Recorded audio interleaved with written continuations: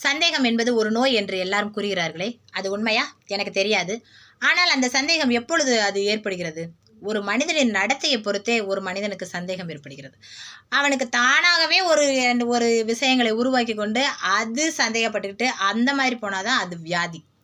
ஆனால் ஆல்ரெடி அங்கே ஒரு விஷயம் நடந்துட்டுருக்கு, அதை பார்த்துட்டு சந்தேகப்படுறதுல ஒரு தப்பும் கிடையாது. அது வியாதி கிடையாது, அது நேச்சுரல். நம்ம நடத்திட்டு இருக்கோம் ஒரு விஷயம், அதை பார்த்துட்டு அவங்களுக்கு சந்தேகம் வருது.